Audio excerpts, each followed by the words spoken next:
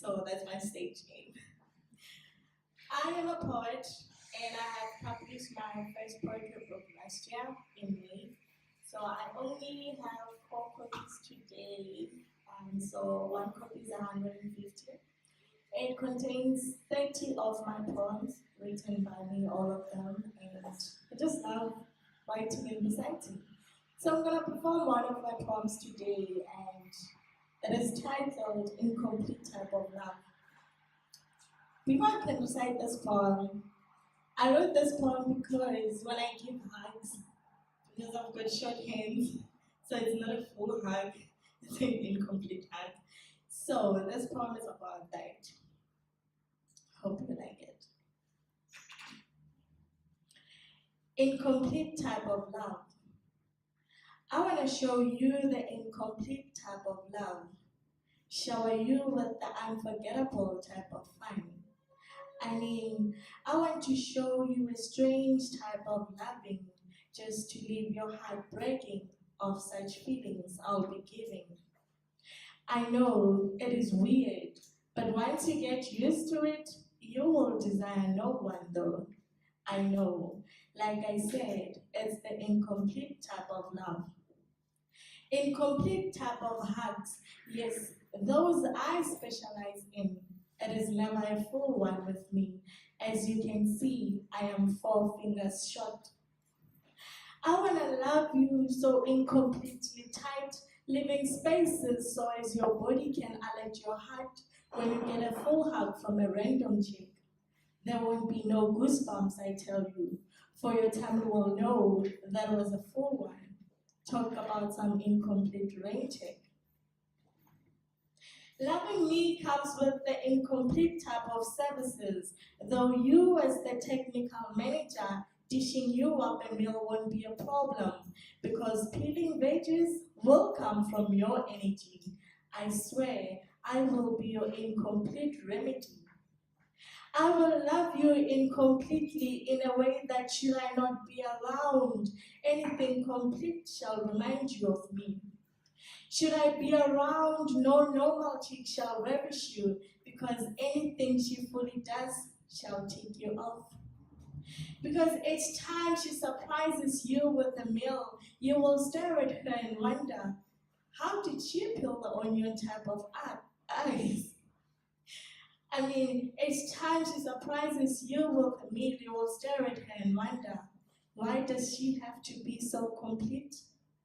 Because nothing complete shall please you anymore. Let me love you the incomplete type of way. Thank you.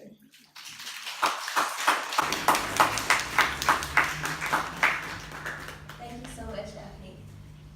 So our first speaker for today is Nozi. Nozi is a designer. She's absolutely fantastic. She's very passionate about accessibility and inclusive design, which is why I'm so excited to share her whole being with you today.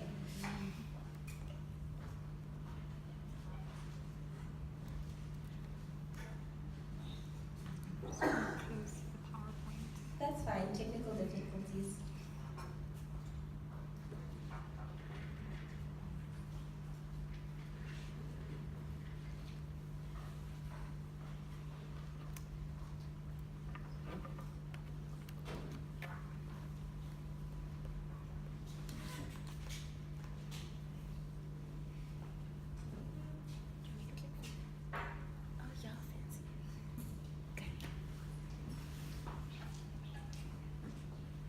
Hi everyone. My name is Nazi, as he has just introduced me. Thank you for being here. Thank you for attending. So today we're going to be talking about designing with accessibility in mind. And I just want to start by saying that technology has long been an enabler for people living with disabilities, helping them to consume the world and interact on the internet, and just be more empowered.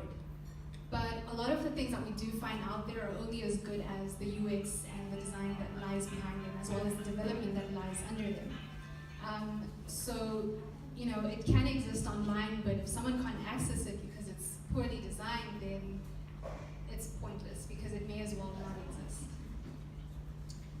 So before we continue, I just also want to note that you shouldn't be discouraged as you go through, once you leave here and you start looking on the internet and you find all sorts of things and you feel like, oh my gosh, where do I begin? It feels like it's just so much.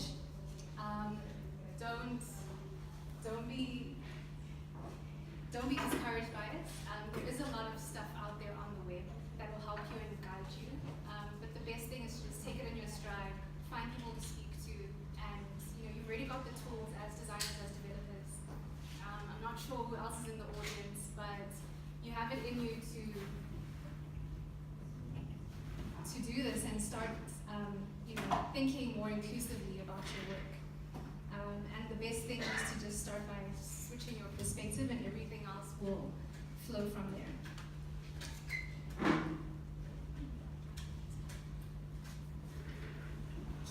Okay, so where did my interest start in accessibility?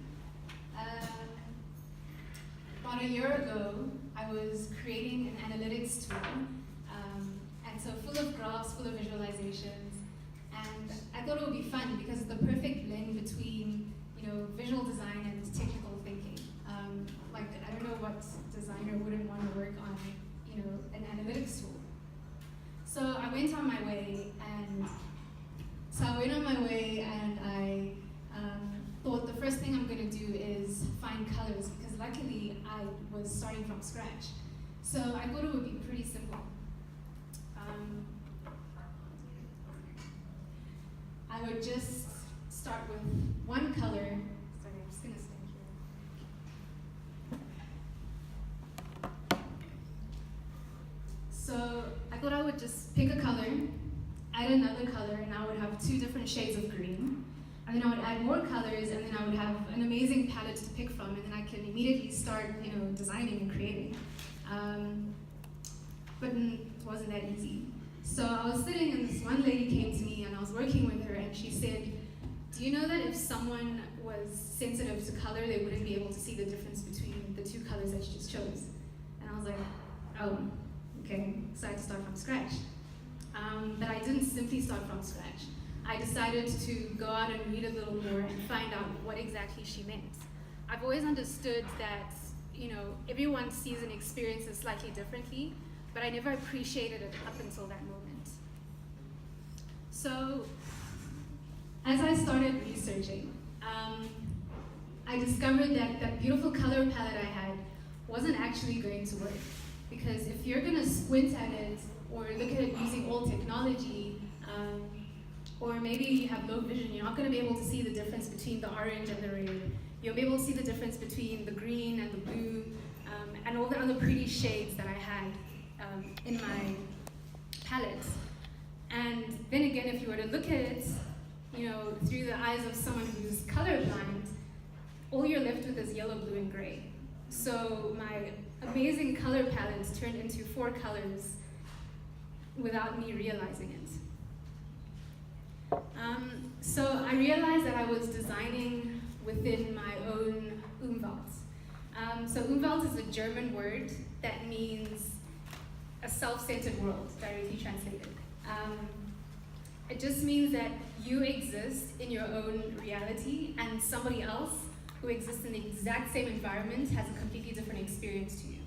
So if you think about it in terms of maybe something we can all connect with, like your childhood experiences. What you experience in your childhood often determines how you interact and interpret the world as an adult. And where you lack in one experience, you will make up for in another experience. So if we translate this to a physical world, where you may lack in maybe sight or hearing, you will make up for in other senses. So as designers, how do we start to use other cues and understand other people's Umwelts in order to provide them with the cues that they need to experience the world in the same way? So, this is a term that we hear all the time, disability. And there are many definitions of it in the world. You'll find anything online, both negative and positive, but the one that I want to focus on is the fact that disability is a negative interaction between human and environments. And it's very complex, it's dynamic, it's contested all over the world. But thinking of it in terms of a negative interaction between a human and environment makes you start to realize that you don't have to be physically disabled or permanently disabled in order to have a disability. If something prevents you from interacting with it, you're immediately disabled. So my journey started in the land of visualizations, but it progressed over time, and I started to think, as a designer, how can I create things that someone who may not be able to perceive my pretty colors or the graphs that I've created can still enjoy and partake and consume the content that I've laid out in front of them. And as this research continued, I discovered that there are many different types of disabilities, both invisible and visible. So what you see is not always what you get. And even then, the spectrum is wide. So someone may be living with a disability, and in your experience, it seems very extreme, and you wonder, how do you do it? But in their world, they don't feel disabled at all. And someone else may be living with the exact same disability, and they may perceive themselves to be disabled. And so the important thing to do as a designer is to just speak to the people that you're designing for and find out what their experience is like, because one person's experience will differ very much from the next person's experience. So how do you begin? Start by including people with disabilities in your process. Collaborate with them from the get-go. Include people in user testing and find out how they're using your product, especially if it's something as basic as, say, banking or e-commerce. It's a basic right. Access to finances, access to be able to shop freely without having to rely on anyone else to do it for you. These are the kind of changes we're trying to do as user experience designers. We're trying to influence and affect lives in ways that are meaningful. So consider people's restrictions. How do they engage with your technology, and what's stopping them from engaging with your technology, if anything? Consider their device usage. So when we think of mobile phones, a lot of designers always think of touch targets, so how big is the button? Can someone click on it? That's the first thing we think of. But we never really think of, so when we think of a touch target, we think of a finger, but we never think of someone using a mouse stick. We never think of someone using a screen reader. We never think of someone using a braille display. All these different ways of people accessing your information, we don't think about. And so considering someone with disabilities, a particular disability, will help you start to think of the technology that they use to access your content. And then there's something that Microsoft calls a persona spectrum. So I think we may all understand the word spectrum, a range A to B, A to Z, blue to yellow. But in this instance, a persona spectrum would be how many people are you able to cater for just by thinking of one? So design for one and extend to many. So with disabilities, you could design for someone with a permanent disability, maybe they're an amputee, but in doing so, you're solving for potentially someone who's a new parent with a situational disability. They're walking around with a child in their hand all the time, they're using one hand to interact, they're always busy. How are they going to send a message if they're running around and everything is too small to tap one? If someone has a contextual temporary disability like an arm injury and they've just broken their arm, it's their right arm, they use their left arm, so now they have to use your application with their less strong arm and interact with it. So immediately you start to see how thinking about designing accessibly first can extend to way more people and become a very usable product, make your product become more usable in the long run.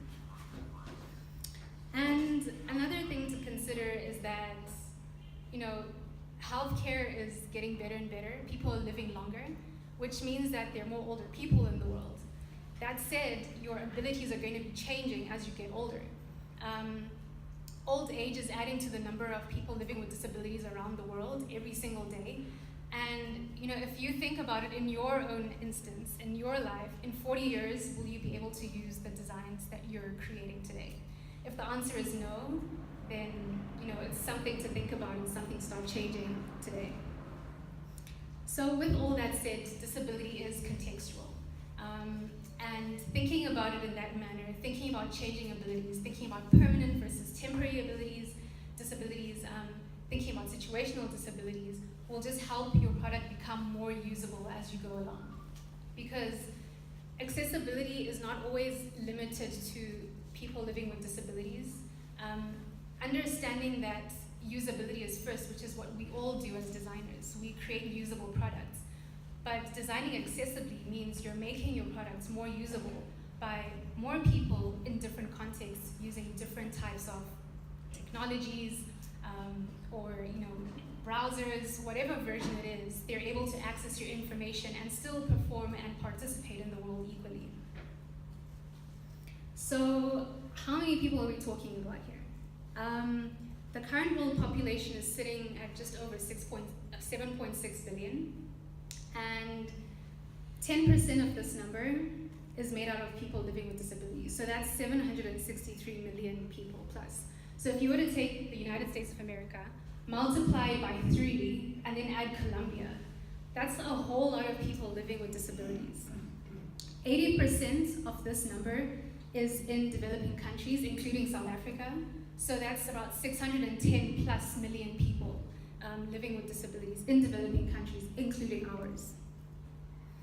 So thinking about it like this, if we just go back to this slide, we have a golden rule when we design. We always say 80-20, right?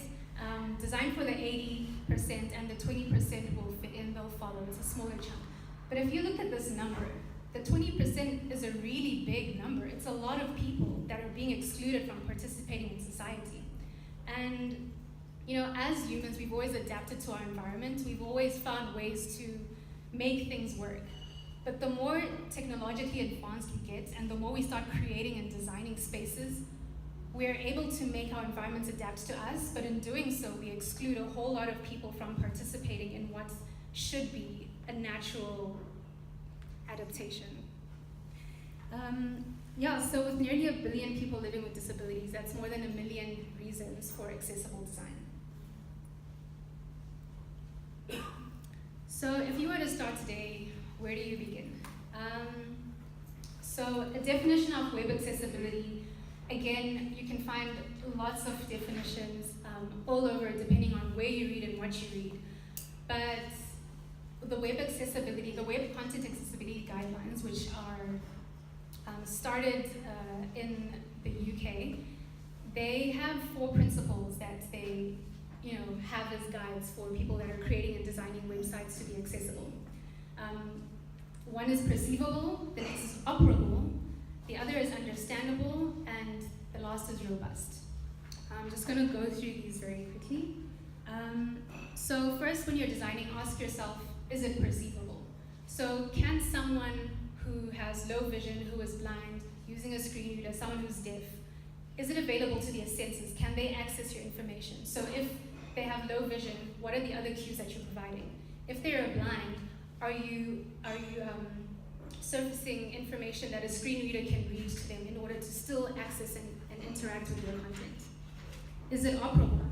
So if someone is using a mouse stick or tabbing through your keyboard because they're not able to use a mouse or prefer not to use a mouse, are they still able to operate your website? How easy, or your app, how easy is it to complete a task on this said website or app? Then you can ask yourself, is it understandable? So just because you've made it perceivable and you've made it operable doesn't mean that it's understandable. So you need to consider all the language that you use in your site. Is it clear? Does it communicate effectively? Think about the actions that you have. If it's a link out, does someone know that if I click this, I'm leaving this app and I'm going somewhere else? Do they know the connection between the action that they take and the result that they expect? All those things should be clear when you're designing, because if someone doesn't have any other visual cues to rely on your app or your website, they're going to have clear content and structured instructions that make sense and can communicate in ways that they can comprehend so they can complete their tasks. And the last one would be, is it robust? Which is not here, but is it robust? And Being robust means that your website or app is compatible with different technologies, different types of devices. So if someone is using old technology, say they're sitting in an internet cafe somewhere and it's really old browser and it's a really old computer, can they still fill out that application form for the SME loan that they're working on? You know, if the answer is no, then it's already a fail. So I just want to go through 4 things that you can keep in mind to help you speed up the process that won't take away from your budget or have you fighting with your business stakeholders immediately. You can immediately start implementing change in whatever areas that you're working. So the first one is contrast. Good contrast is needed on any website, on any app, and for anybody. So if you were to walk out today and use your phone and there's too much sun, you would need some contrast, like it would come in handy. So designing with good contrast in mind also means that someone with low vision can still access your information. As designers, I'm sure you guys have seen a lot of the time in mockups, we have these really pretty login forms with like nice light gray for like the hint text, and it looks so pretty, but if you can't see it, then there's no point. You know, if you can't tell the difference between what is an example text, what is a focus field, and what is a field that is actually being typed in. If you can't see the difference between those 3, then you're not going to know what you're doing, and it's going to frustrate you, and you're going to leave. Find something else, or if you have to go through it, you won't have anything good to say about whatever product you just used. So accessiblecolors.com is a good place to go to check your contrast against the accessibility guidelines. Another thing is color. Never rely on color alone to convey your meaning. So in this instance, it's a simple example. You may have a red outline around one field to show an error and a green one around the other to show success. But if someone is colorblind, all they're going to see is 2 different shades of brown or orange or however it displays in their view. And so adding things like text to communicate and instructions to communicate is just basic usability. But consciously thinking about it means that you'll never forget to do it, and you'll think of ways to do it better each time. And colorblindness.com is a place where you can go, you can upload your screenshots, and it'll check your color contrast. Another thing is tab order. So tab order would be if someone is tabbing through your screen, but also if someone's using a screen reader, you want it to read in a way that's logical for them to understand. So you don't want it to jump from the home button to the buy button back up to the search button. So indicating tab order is good practice to hand over to your development team, because remember, accessibility will begin in design, but it will always be implemented in development. And so you have to be careful and be conscious of how you take all the information that you've created and then land it in development, otherwise it falls flat. So Chrome Lens is a nice extension that you can use. If you pull up your inspect tool, it's able to just go through and scan your website, and it will show you which way the tab order is going. So, if it's starting from the top to the bottom, then you know that you have a problem. But you can also consider things like skip navigation, which is important to have. So if someone is going in with a screen reader, or even tabbing through or using a mouse stick, they can skip the navigation and jump straight to the content, because if I go there all the time, I don't want to read every single navigational item, menu item at the top. And the last one here is labeling. So labeling is important because when we design things and when we load them into development, you'll have your search icon as a magnifying glass and maybe your edit icon as a pencil. You don't want a screen reader to read magnifying glass, or you don't want it to read pencil. It needs to read whatever actionable item is being displayed so that someone can take the right action. So consider things that are descriptive. If you have a back button, maybe go back home, explore things at work and test this with your users. Shopping carts, and this is an e-commerce example, adding to your wish list. If you have variations of something, show that this is blue, this is yellow, this is green. Otherwise, it's just going to appear as tab 1 of 5, which doesn't mean anything to anyone. So also remember that it's possible for something to be accessible but not usable. So I've already mentioned this, but it's good to reiterate. Just because you check all the lists doesn't mean that it's a usable product. at the end of the day, we're all user experience designers and developers creating things, and it's important to know that whatever you design or create may check all the lists, but someone still needs to use it on the other side. And there's this really nice video. I don't know if you guys know the lobby boy from the Grand Budapest Hotel, but it basically describes a lobby boy as being invisible but always in sight. And so it's true for accessible design.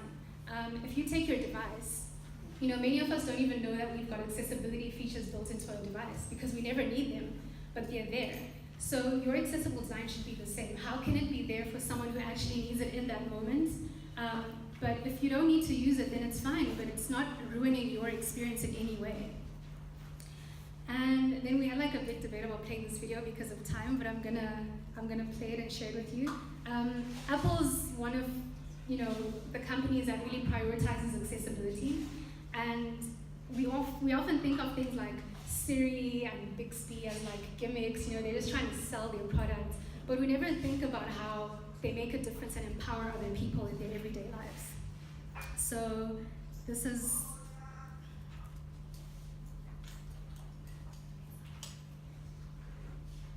so I get the sound. It's playing from my computer, so it's gonna be low. Can your computer to output onto the speaker? So this is got it. Settings, preferences, oopsie.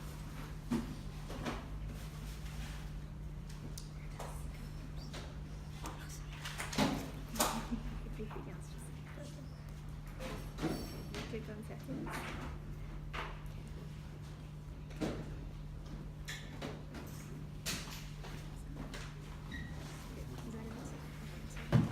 Is it that?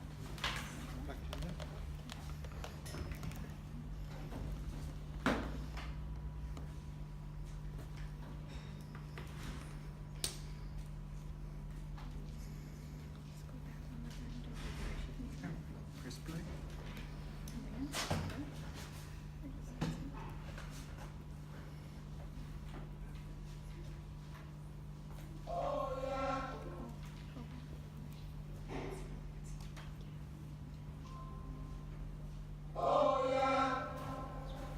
This is the station to rock you, shock you, move you, and groove you 24 hours a day, 7 days a week. My name is Patrick Lafayette. Don't you ever forget, it's Chris Mix Radio. Patrick with you. He tunes the guitar as titles appear, like a volcano featuring Patrick Lafayette. To do something for yourself Voiceover on Logic Pro X. is one of the greatest things you could ever do. Record. Menu 10 items. Count in. Submenu. Metronome setting check mark. Allow quick punch and check mark. He navigates a Logic recording session. Now, I can express He myself. uses Tap-Tap-C on his iPhone. Camera. Picture 2 in progress. Picture 1 is citrus printed plastic bottle. It's a big thing when you're a father and you want to participate. Picture B is garlic powder. Ha! Picture 3 is person holding white onions. His family enters the kitchen. What's up? Don't just make food, but make excellent food. Where I see my wife take her shoes off and say, "Give me some more." And my kids licked up chops and said, "Daddy, that was great." I have so much that I've always wanted to express. I'm like a volcano. I'm like Pele or Mount Etna. I'm about ready to He erupt. dances to a Logic session as titles appear. Designed for Patrick L. Designed for everyone. An Apple logo appears. So I thought that was a really nice video when I came across it because it made me realize that, when I think of Siri and I think of assistive technology, I think it's so far in the future and who's going to use it anyways. I remember when Siri came onto my computer, I was like, what's the point? Like, why are they putting this here now? But you don't realize that if someone who is relying on home automation or wants to feel empowered, they're going to use Siri to activate their lights, to open their door, to get through their house. This gentleman's using it to cook for his family. It's things that you wouldn't really think of because we're all stuck in our own umwelt, which is not a bad thing. Individual experience are important, but understanding that someone else's experience is different, and if you have the power to make it better, then why not? Just a few examples. Classic example of a curb. It wasn't designed for you, but it works for you. So when you go to a shopping mall or when you're at the airport and you're pushing like lots of luggage, the first thing you look for is that dip in the curb. And it was originally created for people that are using wheelchairs, but we use it all the time now. Another thing is autocomplete. You know,